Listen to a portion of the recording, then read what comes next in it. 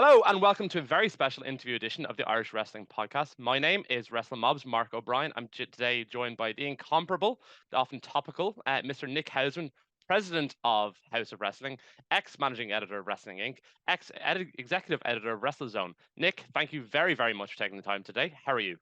I'm great. Thanks for reading off all of my titles there. That was nice. Yeah. I appreciate that. Yeah, no, I do my prep for these things. Yeah, and I've dealt with you briefly before when I was helping out with Wrestling Inc. for a few months. So listen, thank you very, very much for taking the time, Nick. We were just chatting off camera there. Like, you're possibly one of the more talked about wrestling, I suppose, content creators at this point. I wouldn't say journalists. I wouldn't say editorial. There's a number of different hats you're wearing at the moment, and you just discussed that in your recent podcast with Dancer Jermaine as well, which I listened to. I thought was very kind of interesting way of putting things, that wrestling journalists these days often wear a number of hats, as you just imitated there a minute ago. How's everything been going on your end since you've launched the House of Wrestling at the end of March, and how has been the transition moving from, I suppose, the platform owned by Static Media towards owning your own platform now and being your own man as such?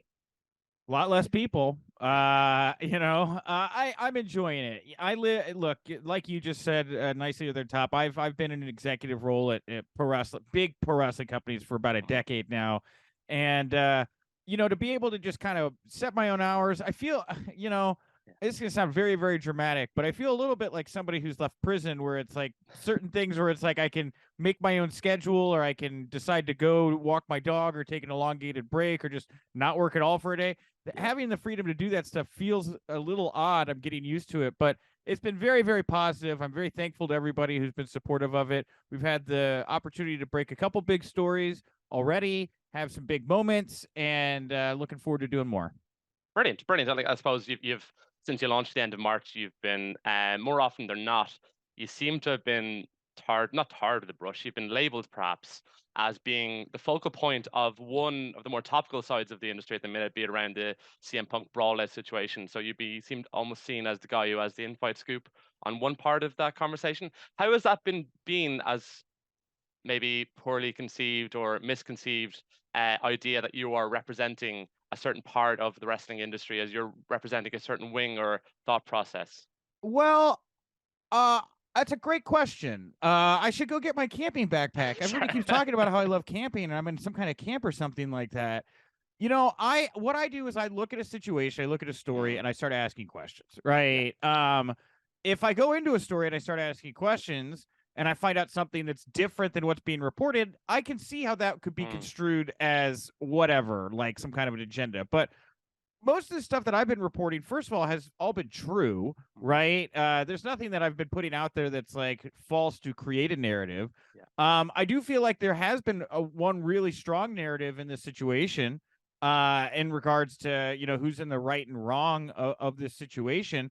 And when I go in there, if I find things that kind of disrupt the way people are looking at something or a situation, that's not me trying to pick a side or anything here. I'm just trying to throw the facts out that I find and can verify out into the public discourse, and you all can make your own Mhm. conclusions about what you think is going on here. I'm really not doing anything to try to sway anybody one way or another. If I don't do a lot of behind the scenes stuff. If I know something I've got dead to rights and is true and is something fans would probably benefit from hearing and are going to enjoy hearing, then I'll put it out there. And that's really all it is. But I totally understand where everybody's coming from. As somebody who used to sit in a cubicle all day and read wrestling news sites and was not involved with the business, I did the same stuff all the time, and I totally get it. It's no water off a duck's back for me. Yeah, listen, look, I completely appreciate that. And, like, I've enjoyed immensely House of Wrestling since it's been launched. I've liked the kind of variety of guests you've had so far, from people who are kind of ex wrestlers or ex on screen personalities to current wrestlers, like you launched with Dax Harwood in your very first podcast, or Right. you've also gone around the houses where you've had the likes of Dave, Wade, Conrad, Kenny, obviously over in ITR as well. And you've had that kind of nice balance where it's been very conversational. You're always offering guests a drink or food at the start of the podcast. Well, I'm sorry I don't have such refreshments here today in the Irish Wrestling Podcast, but no, it's been absolutely brilliant to kind of follow your journey since launching the podcast, and, like, I've no doubt it'll going to grow from strength to strength. I suppose, like, for the months ahead now, for this newly launched venture on your part, like, I'm not sure, were you in Vegas at the weekend? I wasn't in Vegas. I put out a little statement about that because I didn't want anybody to think that I'm being shut out or whatever the situation. Yeah. I've just been on the road for about 3 years. I've been hitting up every AEW show and as many WWEs as I can. So I got married back in October. I'm trying to take this year a little bit slower. Yeah, I'm just hitting up a couple big shows, and when AEW is back in Chicago, I'll be sure to be covering those shows as well. Brilliant. So first of all, congratulations on getting married this year. I'm really delighted for you. I was thinking that actually I watched the AEW press conference again over the weekend when I was in London, and I was like, Nick hasn't set any fires off today. I don't see his name being popping up in my feed. I do remember when I was on the Wrestling Inc. Discord chat with you, and like to be on a various different press conferences going on at the time, and you're like, okay, what's gonna be here now? And listen, I always admired you in the sense of a lot of those press conferences. A lot of people are very cognizant of not having themselves shut out from various different promotions or not getting access to be it wrestlers or whatnot. So a lot of the times, and I'm not saying names or whatever companies, a lot of the times you can find questions at certain press conferences where somebody might say like, why was your show so great? And you can kind of sit back and kind of roll your eyes, and then you come along, and particularly after WrestleMania 39, obviously your question where you were the talk of the town afterwards, asking Roman and Paul about the upcoming WWE purchase, and like I was people I'm talking to here in Ireland or other friends, like, why did he ask that? What would they have to do? I was like, well, you might only have one question, and he's in a room. You might have the microphone once, but not every. Like Twitter's a very reactive space, and it's an irrational space where people vent or just throw shit at the wall and see what comes out. But I found it like very funny that like, well, first of all, you handled it brilliantly. In the sense like obviously you got your improv background, and I think another journalist may have the word might be wilted under that, where you're kind of called out. How was that? Like in terms of you've maybe unfairly got labeled as somewhat maybe a troublemaker, or maybe somebody who just like is not afraid to ask a reasonable question. Hey, be it a journalist, newsmaker, whatever you want to be, truth to power is what I'm supposed to do. If everybody likes you, you're probably doing your job wrong. You're probably better off being a press release or a press agent if that's what you're into. Look, my job is to ask important people about actual stories, right? Pro wrestling is a weird space because a lot of the stories are not real. And you can fall into that trap of and I'm going to say this, and I do not mean this to be dismissive of Bill Apter, who is family, and I love Bill Apter, but Bill Apter once infamously told me they play the role of the wrestler, we play the role of the journalist, and that's the environment he was brought up in.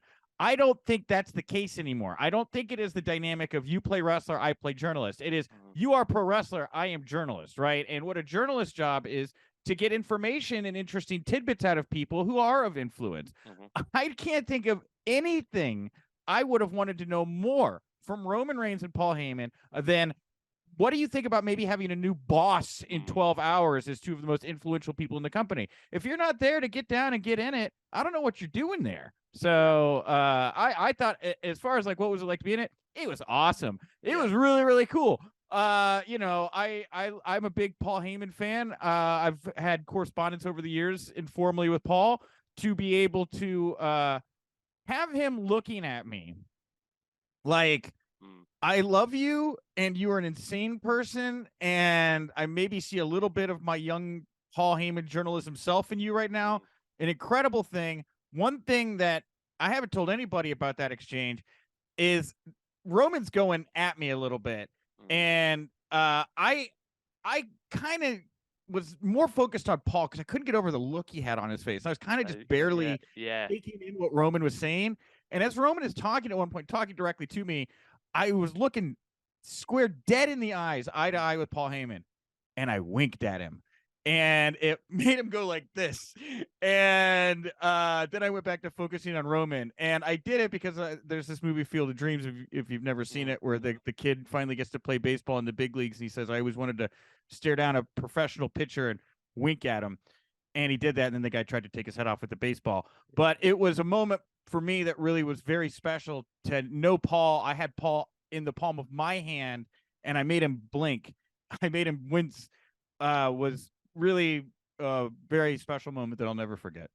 So that's brilliant. Like, obviously, you had your own background as a wrestling manager as well, and to have somebody like obviously you've looked up to tremendously, both in the media space and wrestling space. That's really good. So I remember watching it live at the time, and like watching Paul's face. And he was kind of like looking at you, like he knew what you were doing, and like he was like, "Oh, the ball's in this guy." And whereas Roman's getting a bit indignant, but Paul's got that slight admiration. Do you know what I mean? It was kind of a funny kind of back and forth, and then I loved how he didn't beat around the bush. Like he's got a persona of causing trouble at press conferences, and the fact that maybe within the WWE sphere, like in the locker room, they're like, "Oh, Nick Hausman, he's a funny guy. He was the one who caused trouble at Brawl Out." It maybe rightly or wrongly, and obviously that's incorrect.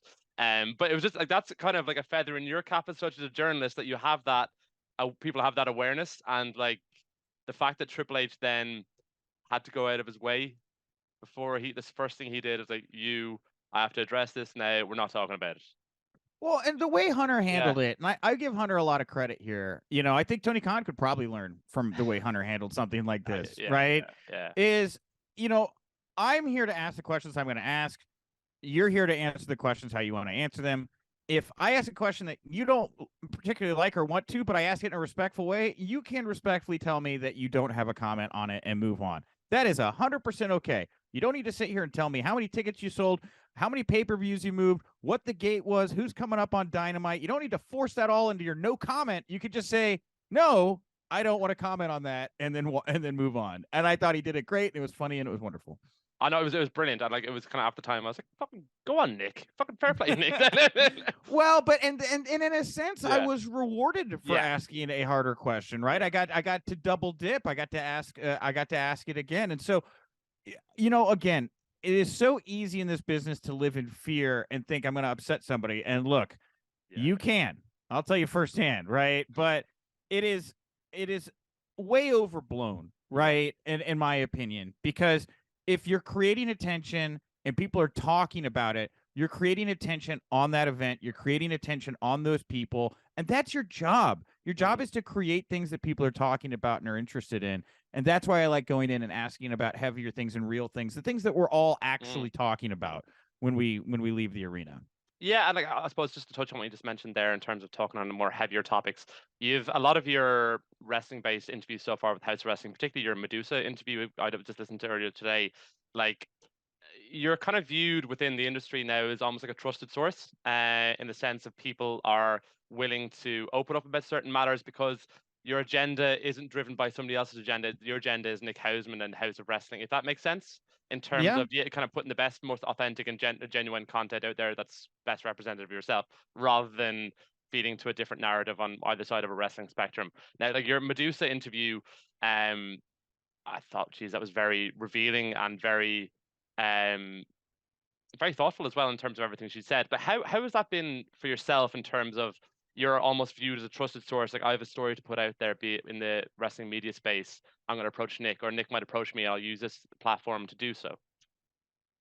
It depends on the person, right? I thought with Madusa, we didn't the questions I had written up for Madusa really never made it into that interview. And once I realized that she was open to talking about what it was like to be a woman in Vince McMahon's early 90s WWF, considering what we know now about Vince's behavior at that time, if you could tell a guest is willing to go somewhere and talk about something that you're never going to get that chance to have again, take the chance, right? And I wanted to get more, because interviews like that one with Madusa, it's not necessarily about what she is saying. That's not the bigger story. I mean, it is. She said some very powerful things in that, but it's a piece of the bigger story. And when somebody sits down and they go back and they want to really flush out what happened in the early 90s, and you're trying to find as many points of view as possible to tell a really thorough story, you're going to want little anecdotes like what we had there with Madusa, right? There's this the big one, the crazy one.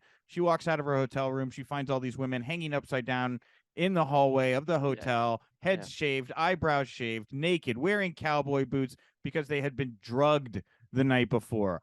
What the absolute F, right? Like just I want to know more, but I don't want to know more because when I find out who did it, I'm never going to be able to look at them the same way. And so those kinds of details I think are just so important when it comes to telling the story of professional wrestling and getting to that truth, that essence of it, and trying to make it a better business at the end. Yeah, and I did really appreciate when listening to that podcast earlier that like is very apparent. Like you'd ask a question about Trish Stratus, and 15 minutes later, I think the question might have been answered. So Yeah, it was, well, but I mean, like, no, and that's not no slight up, but it was more around like your ability to listen to like actually what this person has a story to tell there, and she wants to tell it. And I thought yeah. I thought it was really kind of kind and patient of yourself more than anything. And then the fact when by the time you got to like 25, 30 minutes in, rather than try to fit whatever 20 other pieces of information you want to get in, talking about her book, talking about car rallies or whatever else other piece you may have to discuss with her. The fact that like no, this was the conversation. There's no need to talk about anything else and change the tone. This is the takeaway. I thought that was really really kind of you more than anything. I saw an interesting tweet from yourself earlier actually today, and I only asked this because I'm in the same position myself. And you talked about and I think there's a huge overlap. Pretty much everybody in wrestling Twitter. The help you get from therapy. I thought it was sorry. I'm only touching this because it's been a huge help for myself the past year and a bit.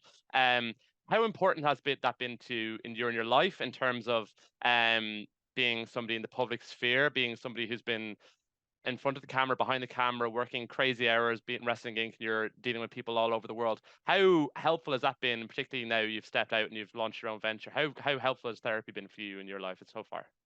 It's invaluable. You know, I am very fortunate. I have a wonderful therapist. Her name is Linda now that I've been with for many years. I don't go to therapy every week. Therapy is different for everybody. Right now I'm on a bi-weekly schedule, but sometimes I'll go a couple months and say, I don't really need therapy right now. But then things will come up and I'll say, you know what, I need therapy right now. And there's nothing wrong with that. You know, if you have a broken leg, you go put yourself in a cast, your leg heals, and you go walk around a little bit again. Your brain is no different than that. If you're struggling with something right now and you can't get past it, you can't untangle that knot, you don't feel like anybody understands, you yourself maybe don't understand, you find yourself getting combative with people because you don't know how to process your emotions, whatever it may be, or even if you just have somebody comes up to you, just calls you a piece of shit and makes you feel really bad about yourself, and you don't really know how to take that. Therapy is wonderful. I suggest it to anybody. I have friends that won't do therapy, and it kills me because I'll see them struggling, and I just know if they'd be willing to open up and talk to somebody, they wouldn't have to be hurting like that. But you know, everybody goes at their own speed, and if you've been on the fence and you've been curious or whatever, I highly encourage you to give it a shot. BetterHelp.com is what I promoted. I've found my therapist through BetterHelp, and there's no shame in that game, guys. Be a better person. Be a better person, not just for yourself, but for the people around you and for the business as a whole, because there's no reason to be dragging a bunch of negativity and anger and high school politics and all this drama and stuff, out into the world. I would be remiss if I wouldn't say a little group therapy with the Elite and Punk earlier, a couple months before All In may have gone a long way. Yeah. But that's just a joke. No, listen, Nick, I think it's really kind of you to kind of phrase it that way. Like in terms of, I think wrestling in general is generally an escapism for people, and particularly fans, or even people who've moved into the industry. A lot of people, because wrestling in itself is, as much as we all love it, it's a strange thing. It's a niche. It's a very specific niche that a lot of people enjoy. I think more often, the more people I've kind of interacted with in the space, and we realize there's a huge overlap in terms of my own personal mental health issues or physical health issues. A lot of people, other people are in the same boat as well. So listen, thank you very much for promoting that on Twitter today, and then giving us a few thoughts there. Just before we wrap up, what's on the agenda for the coming months for House of Wrestling? Obviously, there's AEW Collision launch at the United Center. There's Forbidden Door up in Toronto. There's we over here in this part of the world got Money in the Bank. We've got All In. Then there's All Out back your neck of the woods. What's coming up for you? Where can people find you? Well, yeah, obviously, I will try to be my best to be at the Chicago shows. I don't know if I'll be at Money in the Bank. I probably will be at SummerSlam in Detroit. That's not too far from me. But as far as content-wise goes, man, we're finding a groove over at House of Wrestling. Premier Streaming Network is our home for House of Wrestling on Tuesdays and Thursdays right now. If you go over there at noon Eastern, you can find us twice a week. That's more of my newsroom show where I have on like news pundits and things to talk about whatever's going on throughout the day. And then I do interviews with Inside the Ropes once a week with some bigger names like Madusa, which are always going well. But then, I have this space where I can just create other content that's not with Premier or with Inside the Ropes. And I like to talk to different people. One of the things I told my friend recently was that I want to show people pro wrestling through my eyes, and you can't see pro wrestling through my eyes if you haven't heard from the people that I've been in this business around and done things with. And so great people. My buddy BD Smooth, Frank the Clown. You're going to get some stuff like that. Rick Bassman's a friend of mine as well, and he broke the internet with that Goldberg Sting Israel show news, and for whatever reason, the fact that Vince's office was replaced by Paul Levesque's office. An inordinate amount of traffic for that story. But this coming week, I've got, who did I just say? I've got the Blue Meanie for Inside the Ropes, and then I've got this fascinating conversation I'm going to drop on Monday morning with this guy, Adrian Gomez, who's trying to start a pro wrestling company in China. And man, as somebody who's just like a geopolitics nerd, like when I'm not watching and consuming pro wrestling, I'm usually knee deep in some political stuff. Fascinating conversation. That half hour flew right by, and I have a headline story to run on Monday morning that I think everybody's going to really find interesting. So just go check us out, support us, enjoy the vibe, and all that type stuff. Nick, listen, you've been hugely generous with your time.